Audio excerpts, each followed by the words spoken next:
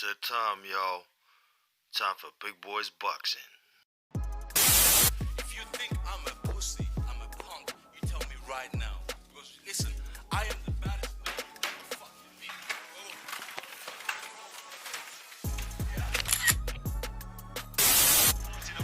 So that'll give a bit of energy. Yeah. It's good night. It is all over in the 11th round.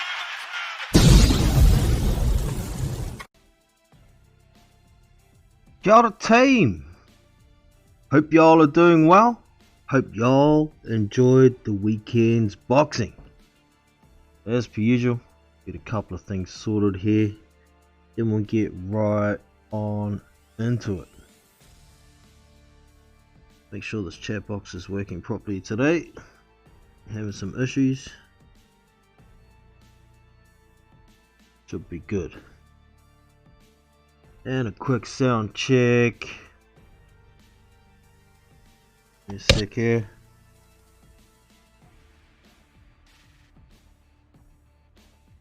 Sound checking. 4 minutes, ours 50%. Oh, got an ad on at the moment. Adam Fahey in the house. What up, brother? What's good? Alright, try my sound check again. What up, brother? Yep, she good. Alright.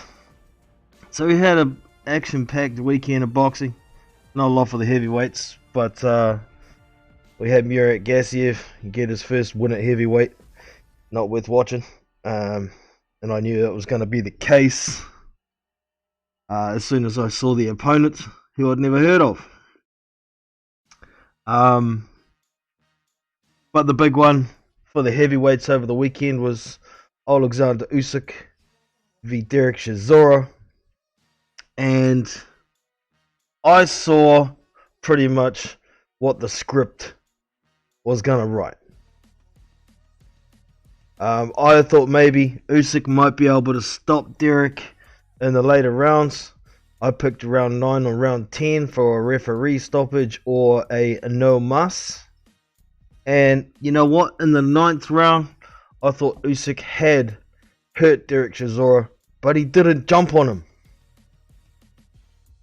I think maybe he could have got a referee stoppage if he had really pushed the envelope right there, but he didn't. And then Derek Chisora came back in the 10th. He had a good round in the 10th. I had Usyk winning 9-3.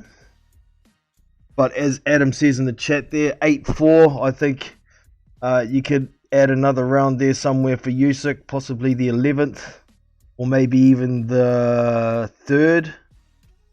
But I think 4, 5, 6, 7, 8, 9, everything Usyk in those rounds. And I think Usyk pulled off the 12th easy too. So I wouldn't argue with 8-4, but those two judges who had it 115, 113, I can't agree with that. I think that's pushing it a bit too far. There was a lot of shots Derek missed throughout the fight. Even a lot of the body shots he was throwing was hitting elbows at times. But don't get me wrong, there was a lot of good body work in there from Chisora. And credit to him, he did put in a massive effort for the entire fight, so big credit to Del Boy for doing so. I was a little bit surprised that Usyk didn't come in slightly heavier. I thought maybe he would have tried to put on a little weight so he could possibly have a bit more power in his shots. But I'm also thinking at the same time, maybe, just maybe, he thought that he's going to need all his speed for this fight, because he knew Derek was going to be on him like flies on turd. So, pretty much, I think it went to script. Now, there's a lot of people running around saying, oh, AJ's going to knock Usyk out easy. And I can't buy into that narrative. Usyk is very skilled. He moves a lot. I think it's certainly possible AJ could knock him out. within 6 rounds. But if he doesn't get him in 6, I think that he'd probably end up losing a bit of stamina. I mean, we've seen Joshua box from the outside against Ruiz and stay on the outside, keep it a bit more cautious, use his length. But that's against somebody who has lead in his boots. That's against somebody who isn't a doesn't have an extremely high boxing IQ. Someone who knows how to get their head off the line to avoid a lot of shots. So I don't think it would be an easy night's work for Usyk, for Joshua whatsoever. I'd probably still pick him at this stage, but I also think that maybe against somebody like Joshua, Usyk may try and put on a little more weight, but do it gradually so he can maintain as much speed as he can. He needs that speed being a smaller heavyweight. So I'm not buying into this. He's going to smoke Joshua easy. I mean, Joshua's going to smoke him easy. No way. I think a Fury fight would be much tougher for Usyk.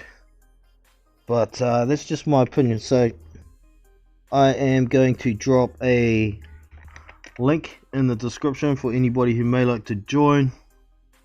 And I'll pin it to the top. I've got the chat open. As you can see, I'm in there. It's on screen. I'll pin that to the top. Give me a sec here. Pin to the top. There we go.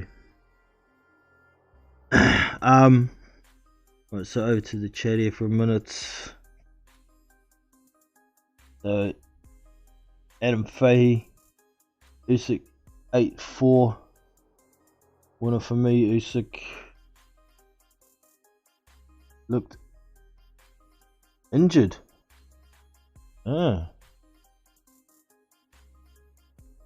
Injured to me is really came off the gas. Yeah, he seemed to in the later rounds, didn't he?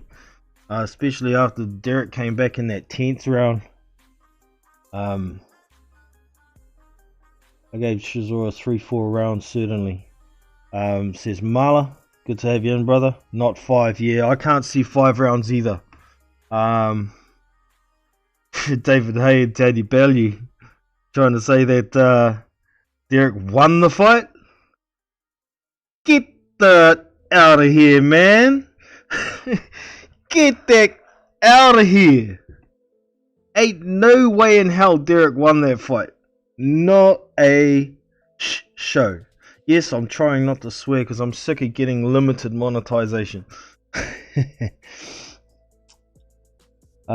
In fights where British fighters need to rough up, yeah, they do it and they seem to be able to get away with it. There was actually quite a lot of dirty shots there from Chisora, back of the head, some low blows in there as well. Nothing got pulled up by the ref whatsoever, so it was a bit disappointing from the referee's point of view. But you know, credit to Usyk, he bit down on that gum shield and still got the job done. He's a very good boxer, man. He's very quick. He sees most shots coming. It's hard to fault the man. It's hard to fault him. Yeah, there's his inside game. When Chisora was right up on his chest, he looked a bit uncomfortable at times. And that's a bit of a common theme with Eastern European fighters. Well, at heavyweight, where most guys are going to be bigger than Usyk, I don't know how much he's going to need that game. With how well he moves, so on and so forth. Well, somebody jumped in and then jumped out.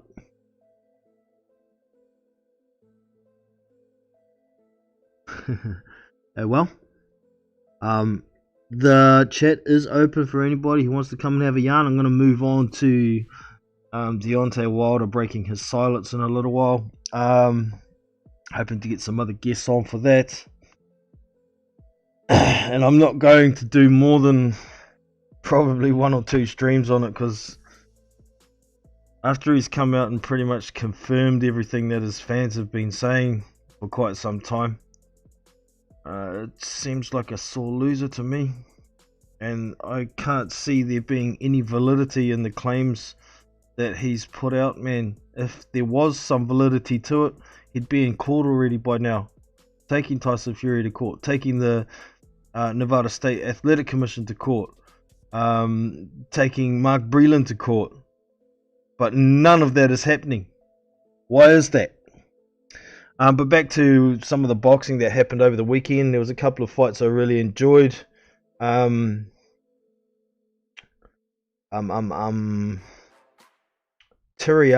Johnson and Jaime Munguia was a good fight to watch. Jaime Munguia has moved up to 160 and showed us a couple of new tricks. Seen him throwing punches going backwards. I hadn't seen him do that before, and he looked not too bad doing it. But man, that boy's defense, where is it? It's just non-existent for that dude. It's not good to rely on your chin as your defense. I had Teriano Johnson winning that fight until Munguia landed that uppercut. He landed a big uppercut. I think it was in 6. I can't even remember when it was, but it split Johnson's lip really badly. It's like he had 3 lips on his face, and the doctor checked him out with 20 seconds to go on a round. The doctor said give him the rest of the round, and then when the round finished, it was called off because of the cut, and Jaime Munguia gets a knockout win. To be fair to Munguia, he was landing that right uppercut from about round 2 onwards, and Teriano Johnson, by geez, does that kid have a chin? I mean, he's not really a kid, he's a veteran at what, 36 years old or something, but he ate a lot of those uppercuts all night, and I'm not surprised that his lips split open like that after taking so many of them. There's a lot on those uppercuts too from Munguia, so yeah, he got the job done in the end, and it was a pretty competitive fight to watch. I really enjoyed it, and of course the main event, I know that was the main event for that card, that was DAZN. There was also Gervonta Davis and Leo Santa Cruz. It was a bit more competitive than I thought it was going to be. Santa Cruz coming up from 130, and yeah, the first round I thought it was going to be some trouble for Davis. I mean for Santa Cruz. I thought it was going to be over really quickly, but credit to Leo, he got through that first round, then he started throwing some combinations in the next few rounds and was extremely competitive until he got in the corner and decided to stand and trade after taking a couple of shots while he was backed up to the ropes. Very bad idea against somebody with a big left uppercut like Davis, and he paid the price for it. He got sparked out bad. I mean, he was bent in a weird looking position after he took that uppercut, and stayed asleep for some time. So eventually the result that most of us thought were going to happen with that fight, but up until that point, Leo Santa Cruz was actually doing pretty well. I enjoyed that fight. I didn't manage to catch the Inoue fight, but from what I hear, that pretty much came out with the predicted result, or the consensus predicted result. So yeah, man, was a pretty decent weekend of boxing. I didn't like the undercard for Usyk v Chisora. I mean, shivers, that took forever to get through that card, and it was boring. So yeah, it was what it was. Oh, what we got here? Adam. Yep. White got away with murder against Parker. Yeah, it was the same sort of thing with Chisora and Usyk, wasn't it? So a lot of dirty tactics employed, and the referee didn't say boo about nothing. Funny that, British fighter in Britain against a foreign fighter. So yeah, it sucks when that happens, but you got to fight to the ref. Unfortunately, even if the ref's not up to par, you got to fight to the ref. Parker didn't do that, and Usyk did. That's why he got the win. He just got on with it. Didn't even retaliate with dirty stuff himself. So, well done to Usyk. I thought he did well, man. I thought Usyk did well. I mean, Derek Chisora is 40 pounds heavier than him. He's been in there with a lot of big hitters. He's very experienced at heavyweight. Usyk isn't that experienced at heavyweight. Sure, he's fought some super heavyweights when he was in the World Series of Boxing. But those of you who have been watching him throughout his professional cruiserweight career, he fought exactly like he would have fought against any high-level opponent. You know, and interestingly, like Adam said at the top of the chat, it's a possibility that Usyk may have been injured, because I thought he did hurt Chisora in that 9th round, and I thought he could have jumped on him and got a referee stoppage, but he didn't. So maybe there was an injury involved. Maybe it was just a lot of that body work that Chisora was doing took it out of him. But all in all, he came out with a W in a fight that he didn't have to take. He's already mandatory for Anthony Joshua. This was get your feet wet, and he got wet right up to his nutsacks, I'd say, in that fight. I'm incredibly interested in how Gassiev's next 12 months goes. Yeah, I agree. There's a lot for us to learn about Gassiev at heavyweight. He's been having a lot of issues with injuries and management to get him the right fights at heavyweight. So, man, I don't know. We'll see where he goes, but hopefully his next opponent's going to be somebody that we might recognize at the very least. And we'll go from there.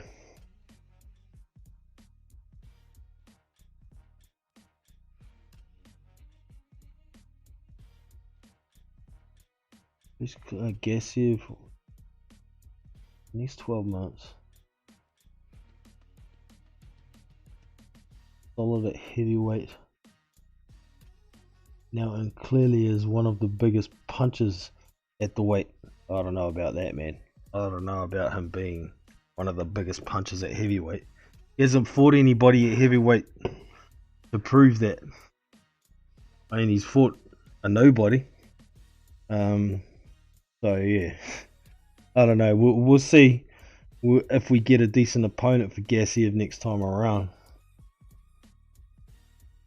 Jump in 15 minutes for a bit. Sweet as Adam. Appreciate that. Gassiev even a huck. Yeah, well, I wouldn't mind Gassiev taking on somebody like Trevor Bryan even. Jump straight in and try and get a belt. That way he can do what he wants until he can get a shot. But I think he could beat Trevor Bryan. Or at the very least that it would be very competitive. Hammer, Dmytrenko. Yeah, that sort of level would probably be better for him. Who else is there? Yeah, not Safari's brother.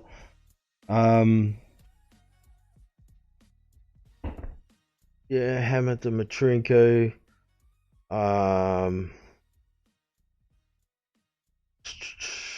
Who else? Radenko. Dave Allen. Yeah, those sort of guys would be a good gauge, because then we know what those guys have got at heavyweight. We know what they can do. We know what they can handle coming back at them. So he needs a gauge fight similar to what Usyk has just done. Possibly Usyk's jumped into a bit higher level, but don't forget he had that Chaz Witherspoon fight first, even though it was supposed to be Takam. Well, Takam's another one, but I think Takam's shot now. Looking at his last fight, I was not impressed at all with Takam. Kuzman, I don't know about Bakoli. I think Bakoli's not the right type of fighter for Gassiev to jump in the deep end with. He's similar to a Chisora, but maybe a little more skilled. There'd be a lot of pressure and a lot of body work, and I don't know if Gassiev's going to like that much at heavyweight. Maybe down the track, maybe a Bakoli, Kuzman, or even a Nathan Gorman. Those types of fighters wouldn't be too bad for Gassiev, in my opinion. Alright, so Deontay Wilder has broken his silence. He initially dropped a video talking about Tyson Fury needs to stick to his word, and he's confirmed all of the rumors that his fans have been saying for a while about loaded gloves and water being spiked, disloyal trainer. I mean, far out. And by doing all this, he's also implicated the Nevada State Athletic Commission in not monitoring Tyson's gloves correctly. So he's come out publicly with all this now, and to me it seems like a really sore loser, because if there was any fact or proof behind anything he's accusing Tyson Fury of, or Mark Breland of, or the Nevada State Athletic Commission, they would already be in court trying to get this sorted out. But the fact is, none of it's in court at the moment, and now it's, for me, it's a big scream for attention. Whether Deontay Wilder actually believes the narrative that his fans have put out and he's just going along with it to get his name back out there at the moment because Tyson Fury's left him in the lurch, I don't know. Now, there is a lengthy interview on 78 Sports TV's channel with Deontay Wilder. Shout out to 78. He did get the interview. I'm not a big fan of his channel, but got to give the man credit for having an in-depth interview with him. There's a lot more Deontay Wilder goes into in that interview. Of course, it ends up at the same mold. Because I'm really dark-skinned, people are intimidated by me, and I need to. They need to get me out of the game and all this sort of crap. I'm not buying 2 cents of it. Not 2 cents of it, but like I said, you know, if there was any proof and any legitimacy behind any of these claims, Deontay Wilder would be in court now, suing the ass off the Nevada State Athletic Commission. Mark Breland as well, not only for throwing in the towel when he wasn't told to, but he says he suspects Mark Breland had something to do with spiking his water prior to the fight, and that's why he felt under the influence of something. Man, I thought the bottles are all sealed. No one touches them until they get brought to the corner. So if there was some spiked water prior to the fight, I mean, it's possible that it could have been Mark Breland, but I highly doubt it. But once again, if there's any proof of it, take it to court. but I wouldn't exactly be surprised if Deontay Wilder doesn't end up in court for slander for smearing Tyson Fury's name without any proof, for smearing the Nevada State Athletics Commission's name and reputation without any proof, and how Mark Breland could take him to court as well for exactly the same thing. If you can't prove it, shut your mouth, because it'll get you in trouble, man. Big time. Big time. Wilder is a joke, yeah, and that's another reason why I said pretty much this is the only time I'm really going to talk about this issue, because I don't think it deserves the attention pretty much that I think Wilder is screaming out for. One thing I did notice in the lengthy interview with 78 Sports TV is Wilder was asked about Fury fighting somebody else and the contract expiring, and in none of Deontay Wilder's answers was the contract mentioned whatsoever. So the allegations that the contract did expire, I think, are true. It seems maybe Bob Arum was not lying this time. So Deontay's reverted back to saying, you know, I'll try and do it as verbatim as I can. When Tyson Fury was down at his worst, feeling like killing himself, I said I would bless him. I said I would give him a shot. And I did. So for me that says I'm trying to cherry pick a drug addict, right? For starters. And then he says, after they called it a draw, I said I would bless him with a rematch. And I did. I didn't have to give him the rematch, but I stuck to my word. Even though I was being offered way more money to fight Anthony Joshua, but I didn't. I fought Tyson Fury. Right, so newsflash, Mr. Wilder. You did have to fight Tyson Fury because the WBC made Tyson Fury mandatory when Dillian White was provisionally suspended for the debacle that went on with him. They made Tyson Fury the WBC mandatory and they ordered the fight. So yes, you did have to fight him, Deontay. It wasn't just your word.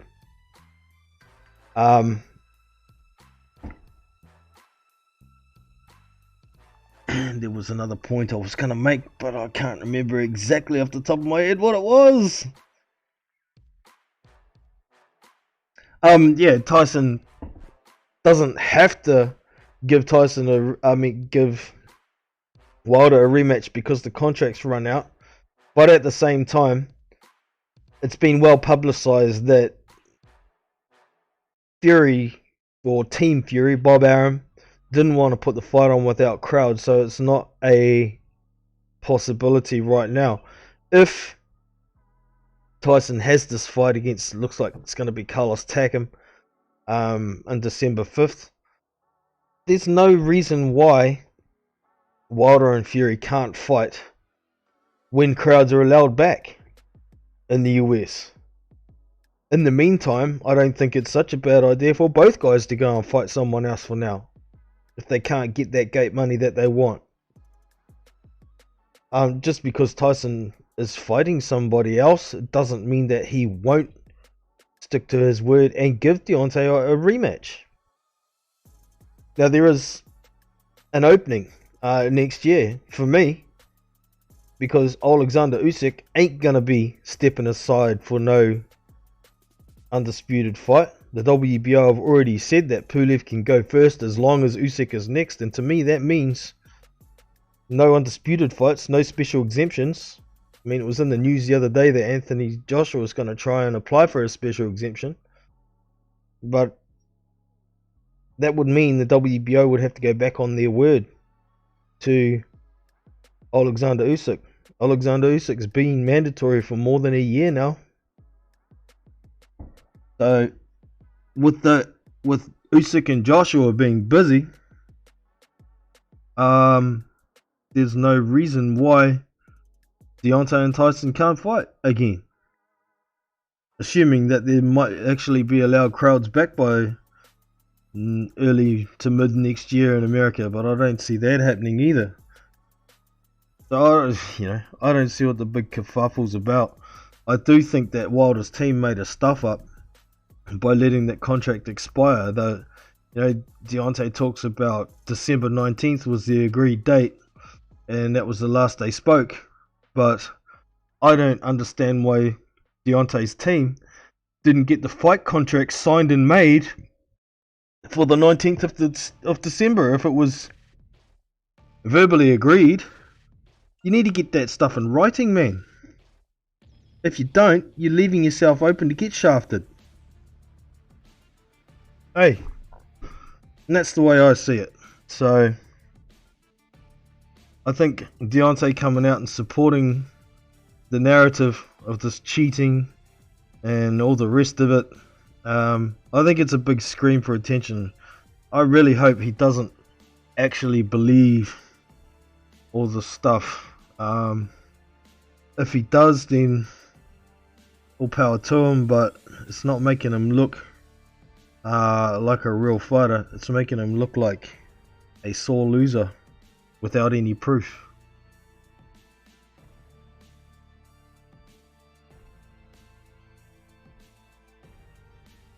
If Mason Joshua needs to beat Pulev first, he does.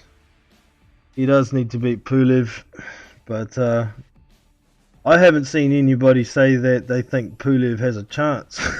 I think Pulev's going to get banged out in 7 or 8 rounds. Honestly.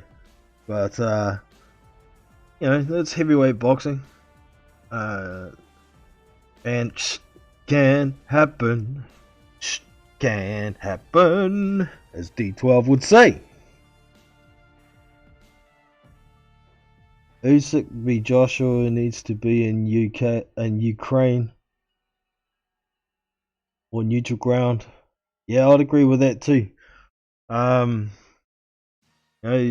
lot of these British fighters getting away with dirty tactics in Britain certainly emphasizes that fact. I wouldn't be surprised if they ended up taking it to Saudi, but I just hope that they wouldn't have British or Ukrainian judges.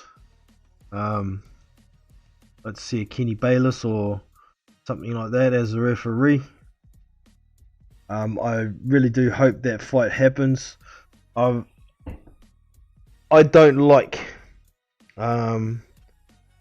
champions not fighting their mandatories. I mean, that's part of being a champion, is you need to fulfill your obligations as a champion. Those guys who get to those mandatory spots put on a lot of hard work to get there, and they deserve their shot. Yes, we all do want to see undisputed, but what's the point of having undisputed if you've got to turn around and vacate a bout straight away because you couldn't fulfill your mandatory obligations? It is a lot harder these days having 4 recognized sanctioning belts to maintain a championship status. This is one of the other reasons why I don't like these franchise belts. They don't have mandatories. They shouldn't be called champions when they don't have championship obligations to fulfill. And this is why I don't think Teofimo Lopez is undisputed champion at lightweight. I think he's unified. He's got 3 belts. But Devin Haney still has that last belt. And regardless of how he got it, he still has it. And that is the recognized belt and has been for many years. So, yeah, all in all, I just want to see obligations fulfilled. Then I'd like to see a undisputed match between whoever's holding the belts at the time. One of them's going to be holding 3 and one of them's going to be holding 1, and we need to see them put together with valid champions who have fulfilled their obligations as a champion to remain a champion.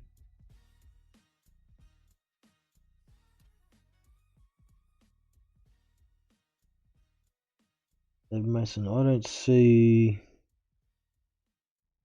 ahead of... Oh shit, skipped. I don't see Joshua losing to Pulev either. But it is... Get ahead of yourselves. Yeah, it's easy to get ahead of ourselves when we see a fight that we don't think is competitive. More so for the fighters, they don't want to be looking past anybody. I mean, look what happened to Dillian White. He's talking about Deontay Wilder. He was talking about Anthony Joshua. He was talking about Tyson Fury before Alexander Povetkin. His mind wasn't fully on the job. And he got slept. He got really slept. So yeah, and we will see what happens. That rematch is coming up in a few weeks as well. So looking forward to it.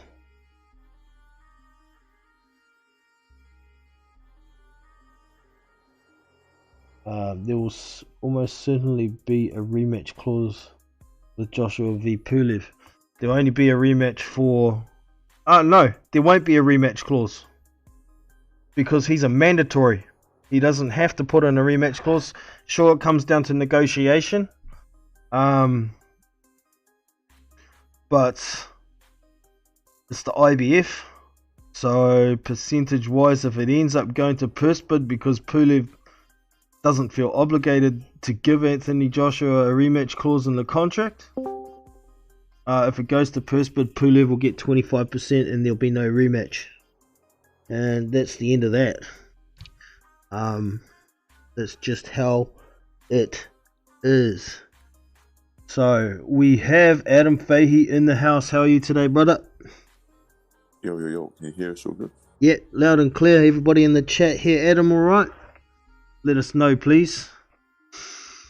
So how did you enjoy that Usyk fight over the weekend, man? Give us your take. So much so I watched it twice. Oh, sweet. Yeah, no, it was decent. Sort of a test that he needed, really. But yeah, I sort of felt like he looked like he was a bit injured. Like I said earlier, he just sort of seemed to come off the gas. Maybe he was just content with going the distance. I'm not sure. Hadn't sort of done the rounds in quite a long time, but yeah. Yeah. That's the sort of vibe I sort of got from the later half of the fight. Chisora, yeah, definitely looked out on his feet. But he put in a lot of effort in that first 6 with some success. Yeah, and he really tried to come back in that 10th as well. I thought he was gone in the 9th, but coming back in the 10th like that was, wow, good effort, Delboy. Got to give him credit for that at the very least. Yeah, it would have been interesting if when the bell went at the end of the 7th, if there was another 30 seconds there. He was definitely buzzed when he sort of fell back onto the ropes a bit. Yeah. Right on the bell. Definitely. But, yeah, no, it'll be interesting to see what sort of happens next, because I'm sure we won't see Usyk until probably March next year.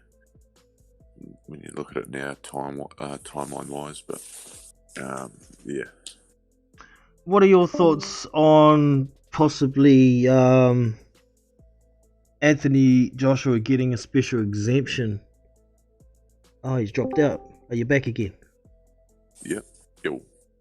So do you think there's much of a chance of Anthony Joshua getting a special exemption to bypass Usyk for now, or do you think that's just a bit of chatter? Yeah, no, I think that's just a bit of a wee smoke screen there. Like, Hearn's now been talking about it for the last 12 months, that they'll have no problem vacating if it means for the Fury fight. So I think it's sort of one of those things that just keep sowing that seed into the public until when it happens, everyone goes, well, we've been saying it for a while now, and everyone accepts it. But yeah, it's sort of one of those, like the COVID thing has obviously impacted the sport greatly, but he is, courtesy of that loss with Ruiz, he is a long way behind now in mandatories. Yeah, I see that. Sort of gets to the point you can hardly keep up. Yeah, I do see the WBA haven't sorted themselves out another mandatory yet. Apparently that was supposed to be called March or something, May, somewhere there, but they haven't piped up anything about that yet, so maybe that's a bit of assistance to Joshua for now, but I'm in your boat. I'm in your boat as well. I don't think the WBO is going to give any exemption. Yeah, what I seen with that WBA was when Helenius fought Kalnacki, there was a bit of chat going around in America that was for the super mandatory, and then as soon as Helenius won that, there was then chat in the weeks after saying that Ruiz versus Areola winner would fight Helenius for that mandatory position, as Ruiz is like 4 or 5 in the rankings. That's interesting. I remember when the fight happened, they did say it was an eliminator, but I didn't remember them saying final eliminator, and I remember them saying it was for that vacant WBA gold. But I can't see why Helenius shouldn't fight Trevor Bryan as the final eliminator for the WBA Super Mandatory. So, does that make any sense to you? Helenius versus Trevor Bryan? No, that's probably a fight. Well, Don King hasn't got him a fight in a long time. So, yeah, I'd have no issue with that fight. But, yeah, it could be one of those sort of fights that is sort of a no one really wants to buy it sort of thing. So there might just be not enough interest. Yeah, I guess having networks and people to pay for it does play into the fact, regardless of what maybe should happen with appointing mandatories or final eliminators, the money side of things in pro boxing is always going to get in the way somewhat, isn't it? Most certainly. So, it is what it is. Alright, your position on Deontay Wilder breaking his silence and his accusations. Yeah. We've been waiting for this day for some time, and it didn't disappoint, did it? No. Have you seen the extended interview on 78 Sports where he had Deontay on? No, all I've seen is the tweets that came out yesterday. Okay. Which obviously a lot of people have now jumped on. The turning down of AJ, etc. The random rematch clause, like I heard you'd already mentioned about, was ordered anyway. All those sorts of things. Lots and lots of fighters have come out in the last, 8 or 9 months since that fight, and said that like a lot of Americans as well, that at no point do the commission let you sort of go off and do your own thing, like you're watched in Nevada like that, like a prize possession. So there's no way anything untoward could have happened. Yeah, I remember one of the conspiracy theory channels did make a video pointing out that in that second fight, Tyson Fury did leave the ring without taking his gloves off, which was unusual. But I'm pretty sure a Nevada State Athletic Commission appointee would have followed him into the dressing room if he didn't have his gloves off. Those gloves going on and until they come off and go into a sealed bag have to be accompanied by somebody with eyes from the commission on them at all times. So if Deontay's coming out with these accusations against everybody, he's also implicating the Nevada State Athletic Commission, and that could get him in some real trouble unless he's got some proof. I seem to remember off the broadcast there was actually a part where while they were sort of post-fight talking about it, cut back to Fury's dressing room there, and he had them off at that point. That was about 25 minutes after, and yeah, they were all signed up and all that, all the way across them, and it all been ticked off, etc. So it wasn't like there was no markings on the wraps or anything. Yeah. So yeah, like I've been saying, that I don't see the point in Deontay coming out and saying all these things publicly if he's not going to take it to court. For me, that screams out, nobody's talking about me. I need some attention. Do you think that might And have also- something to do with it? Oh, most certainly. Well, it's pretty clear here that the contract has in fact expired, because Shelley Finkel for a long time has been a man who speak extremely proper when it comes to anything regarding the contract or law. Yeah. So for him not to mention anything like that, or any breach or anything like that, goes to show that legally he doesn't think he's got a legal stand. Yeah. It keeps dropping you out for some reason, Adam. Maybe connection's not that great. But yeah, I pretty much think it's a scream for attention. And I did hear a theory this morning on Unrivaled Boxing Talk and News' channel that the WBC are bringing in this super cruiserweight division as of something like the 10th of December. Ironically, 9 days before when Deontay Wilder thought he was going to be fighting next. So is it a possibility that Deontay Wilder is going to be fighting for this new cruiserweight, WBC Super Cruiserweight title, not long after it's brought in? What do you reckon? Did you get that, Adam? I just heard you come in there about the new title. What was that?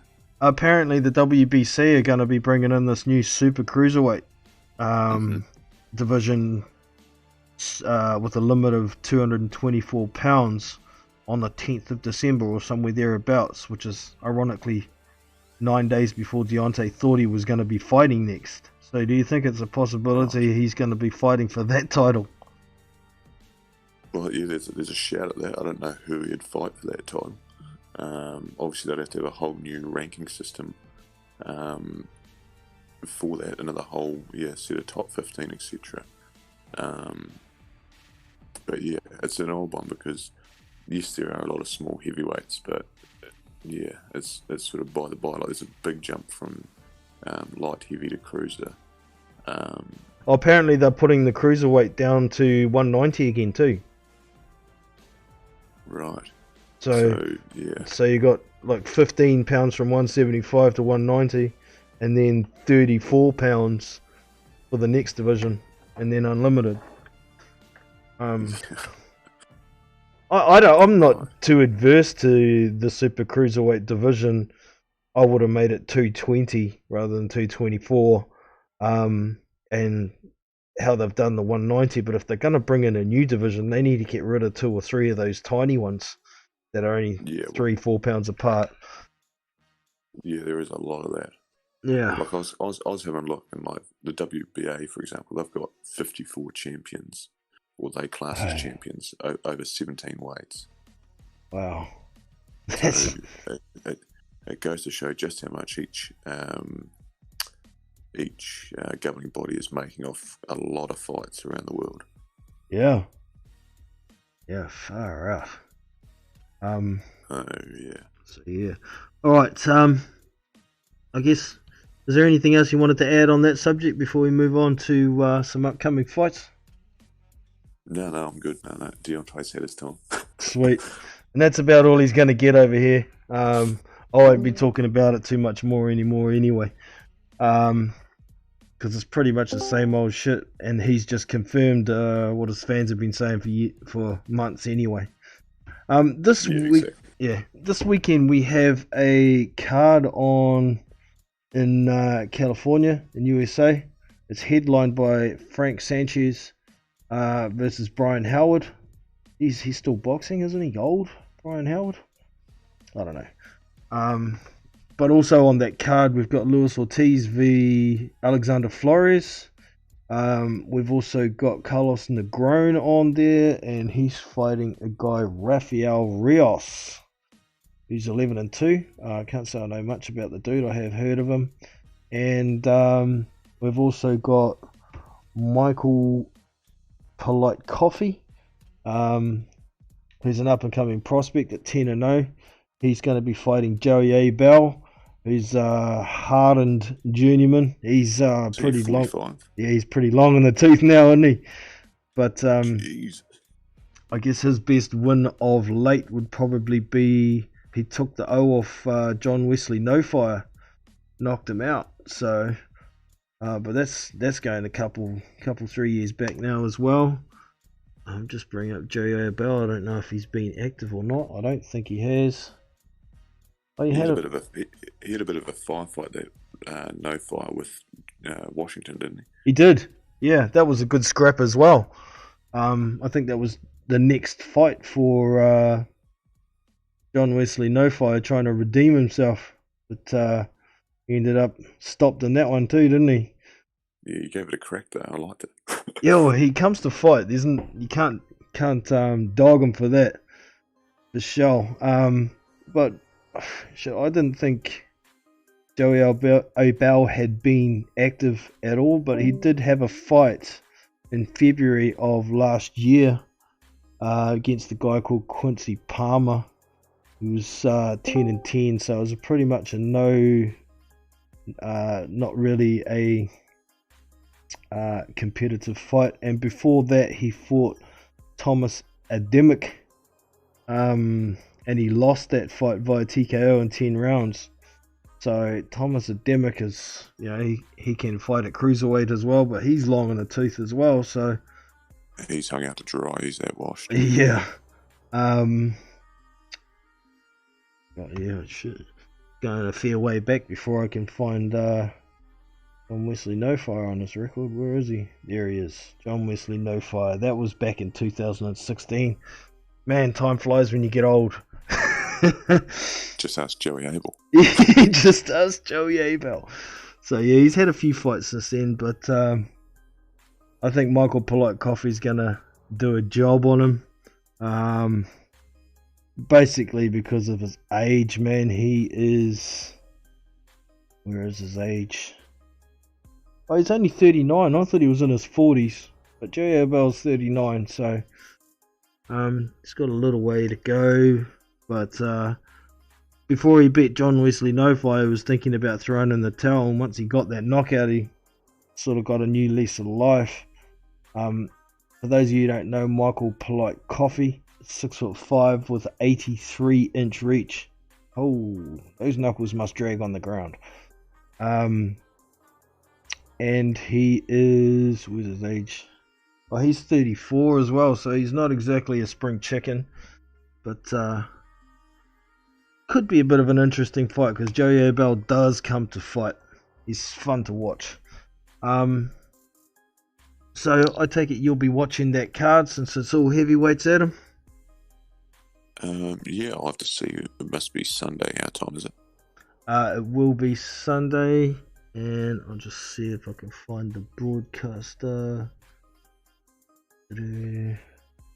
Sunday, 7th of November. It's in the Microsoft Theater, Los Angeles, California. And it doesn't have over the road from the Staples. Events. If I click on that, it should have a broadcaster. I guess it's on Fox or Showtime.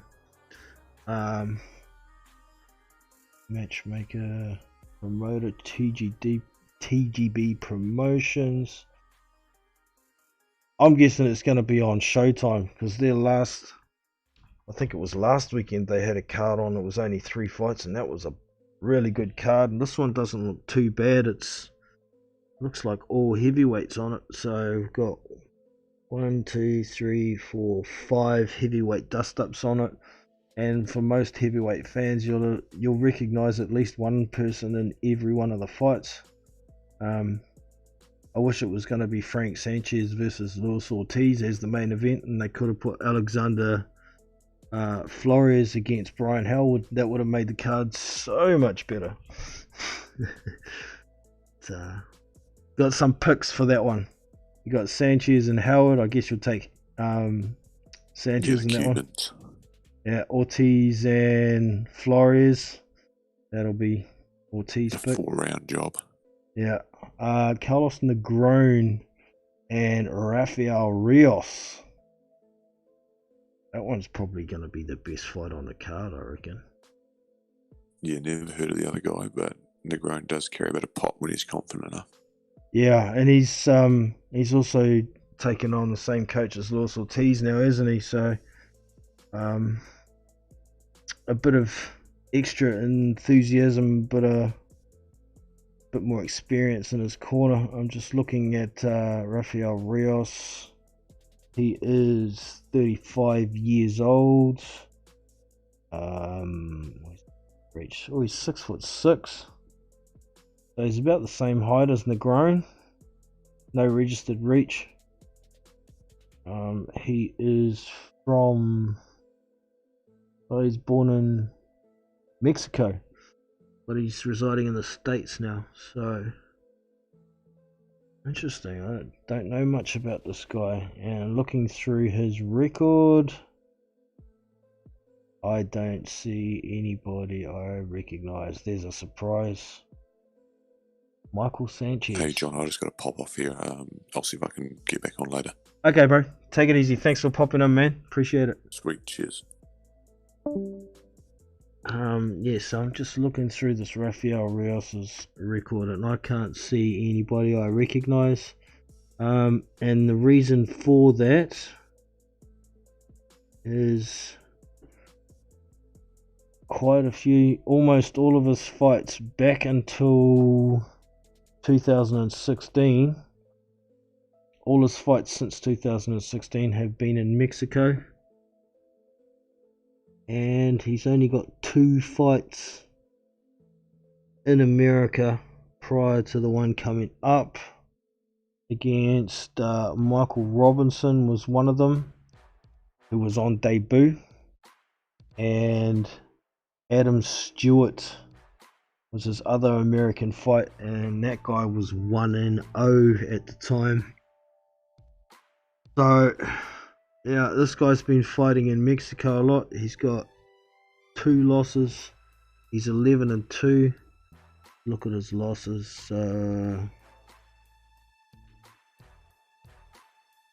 Oh, surprise, surprise. His last fight in America against the 1-0 guy, he lost by unanimous decision over 4 rounds. Where's the other loss? There's 2 losses.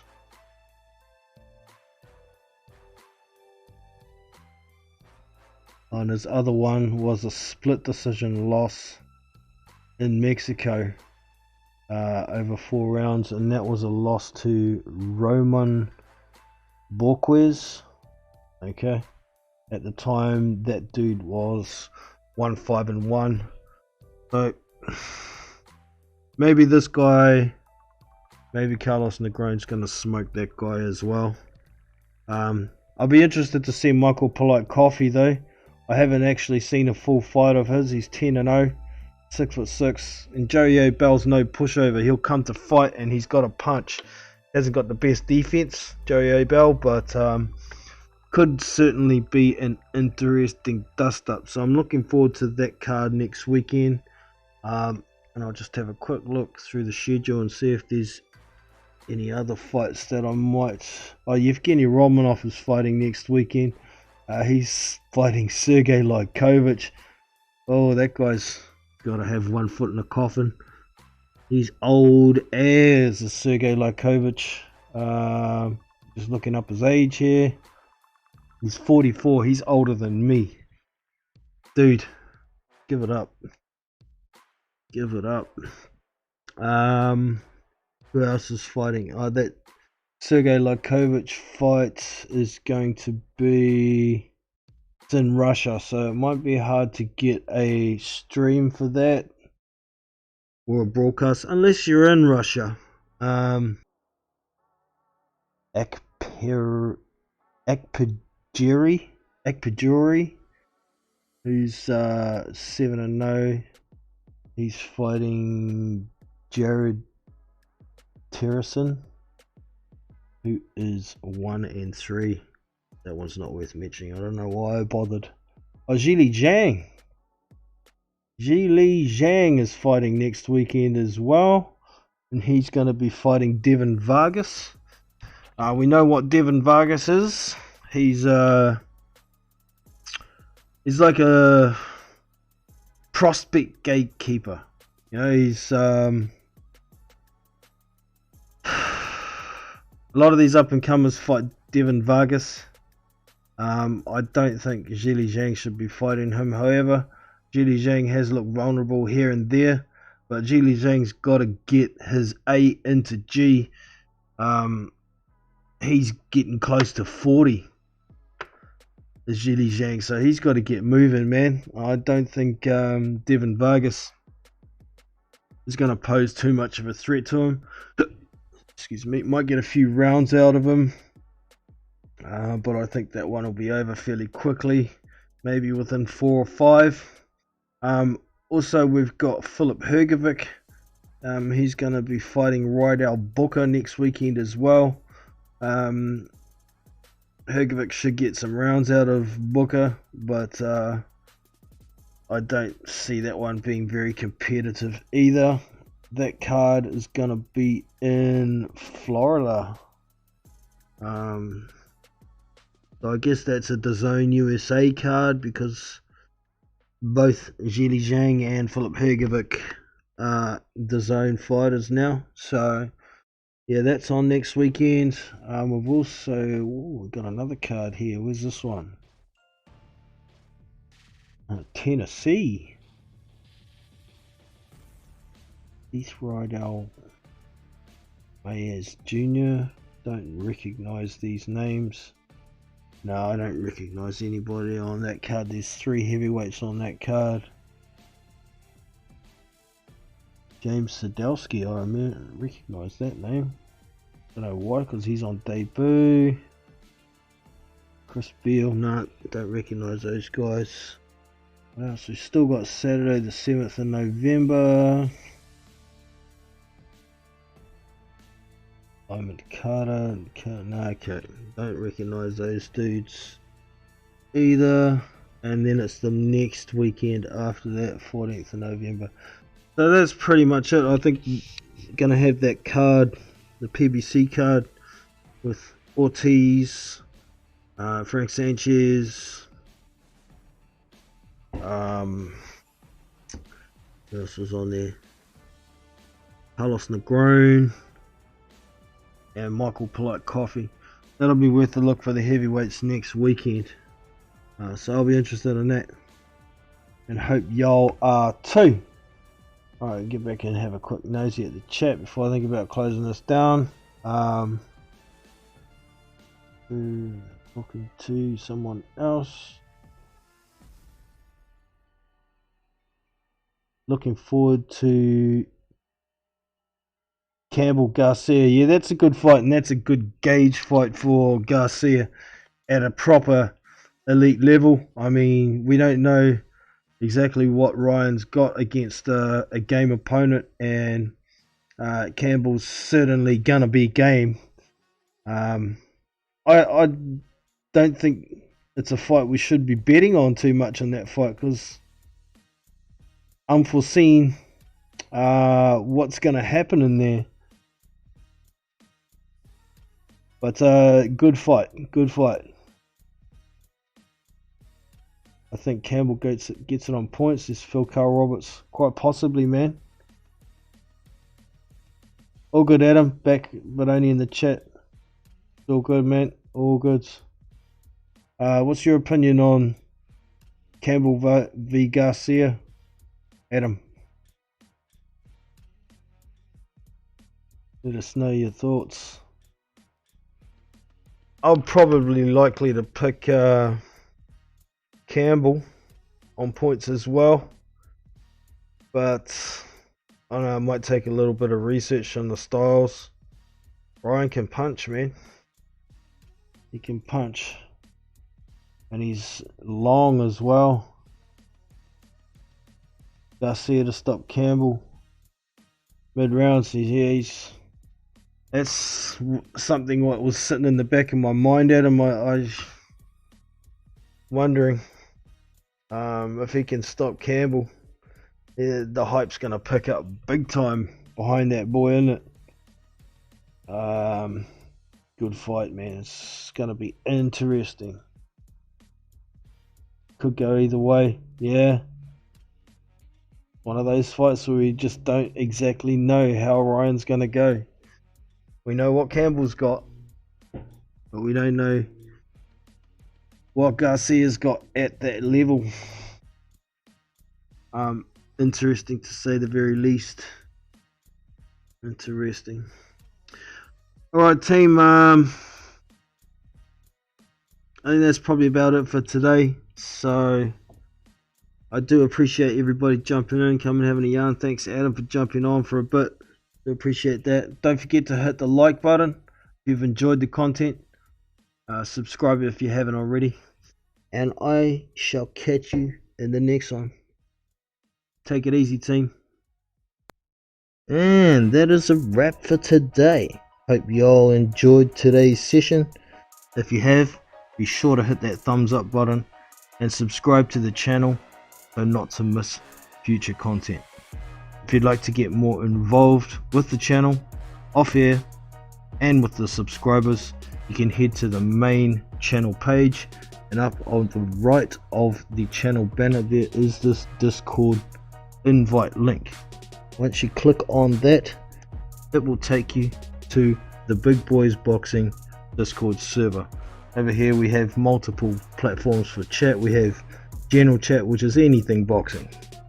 We have live fight links, where I drop links to fights within 24 hours of them screening. We have live fight replays. I drop the occasional replay here so you can come and watch them. We also have Fight Night Chat, which is for people who play Fight Night Champion. I play a bit of it. You can come and talk strategies, tips, whatever here. But the main thing here is this live panel voice channel. If you ever want to get involved on the live panel on YouTube, this is where it runs from. You come here, simply click on it, and you are in the live chat.